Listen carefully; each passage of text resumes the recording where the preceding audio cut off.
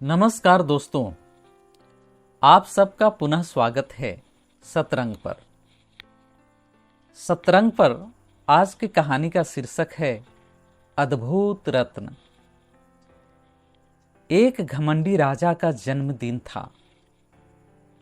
जन्मदिन धूमधाम से मनाया जा रहा था। वहां की परंपरा के अनुसार उत्सव में सम्मिलित होने वाला प्रत्येक व्यक्ति कोई न कोई उपहार लेकर आया था। उत्सव में एक साधु भी आया था, लेकिन बिल्कुल खाली हाथ।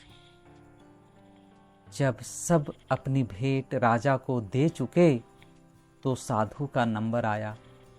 साधु ने राजा को हाथ उठाकर आशीर्वाद दिया, कल्याण हो राजन। उस साधु का मीठे वचनों से सत्कार करना तो दूर, राजा क्रोध से दांत पीसता हुआ बोला, मेरे लिए भेंट क्या लाए हो? साधु समझ गया कि राजा मूर्ख और अहंकारी है। उसे सीख देने के उद्देश्य से साधु मुस्कुराकर बोला, राजन, तुम्हारे कोष में तरह तरह के रत्नों का भंडार होगा। तुम्हारे भंडार घर में संसार भर की सभी दुर्लभ वस्तुएं होंगी। यह सोचते हुए मैं उपहार देने योग्य कोई वस्तु सोच ही नहीं सका। आप अपनी वैभव सामग्री को एक बार गौर से देख लीजिए। जिस वस्तु की आपके पास कमी होगी वही वस्तु मैं उपहार में दे जाऊंगा। यह तो उस घमंडी राजा के गाल पर दूसरा तमाचा था। वह मन ही मन झल्लाया और क्रोधपूर्वक साधु से बोला, साधु जी, मेरे पास किसी वस्तु की कमी नहीं है।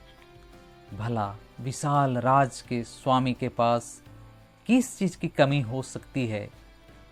साधु मुस्कुराकर बोला, राजन, तुम्हारे राजकोष में भले ही मूल्यवान रत्नों के अंबार लगे हों, किंतु तुम्हारा हृदय कोष कूड़ा करकट से ही भरा है। मैं प्रभु से प्रार्थना करता हूँ कि वह तुम्हारे हृदय कोष को भी लोक व्यवहार निपुणता रूपी रत्नों से भर दे। यूं कहकर साधु खड़ाऊं खटखटाता हुआ चला गया।